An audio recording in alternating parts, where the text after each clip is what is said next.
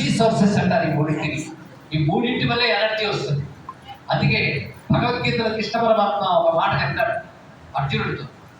అర్జునుడు ఒక మాట అంటాడు, పరమాత్మ నువ్వు పరజ్యోతివి అంటారే కానీ నువ్వు కనబడవు కదా అయ్యా అన్నాడు. అప్పుడు కృష్ణుడు అంటాడు, వెర్రినైనా నేను కనబడనట్టున్నానే కానీ కనబడేదే నేను అని ఎప్పుడు తెలుసుకుంటా ఉన్నాడు. ఇక్కడ కనబడేదే భగవంతుడు. కానీ 3 జ్యోతిష్యులు ఉంటాయి లోకంలో.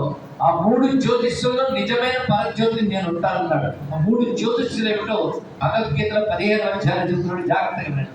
యద్ ఆదిత్యగత తేజో జగద్భాసయతే కిలం యత్ చంద్రమసి యత్ చాగ్రౌ తత్తేజో విద్ధిమామకం. ఇది కృష్ణ పరమాత్మ చెప్పినటువంటి శ్రద్ధగా భగవద్గీత వింటే అంతగా భగవంతుడే కనబడతాడు. నేను మళ్ళీ మొదట ఏం చెప్పాను అక్కడే తీసుకెళ్తాను. ఆదిత్యుల్లో, అగ్నిలో, చంద్రుడిలో ఏ తేజస్సు ఉందో అది నేనే అని తెలుసుకో. యత్ ఆదిత్యగత తేజ జగద్భాసయతే ప్రపంచాన్ని ప్రకాశింపజేస్తున్న ఆదిత్యుని యందు, యత్ చంద్రమసి చంద్రుని యందు, యత్ అగ్నౌ అగ్ని యందు, యత్ తేజ ఏ తేజం ఉందో విద్ధిమామకం అది నా తేజస్సు అని తెలుసుకున్నాడు. అంటే ఈశ్వర తేజస్సు మనకి 3 ద్వారా లభిస్తుంది భూమికి. అవునా లేదా? అగ్ని యందు, సూర్యుని యందు, చంద్రుని యందు. కనుక ఈ 3తో ప్రపంచం నడుస్తుంది. ఈ 3లో పరమాత్మ ఉన్నాడు. కనుక 3లో ఉన్న పరమాత్మను తీసుకుంటే అగ్ని యందున్న పరమాత్మ రా, సూర్యుని యందున్న పరమాత్మ ఆ, చంద్రుని యందున్న పరమాత్మ మా.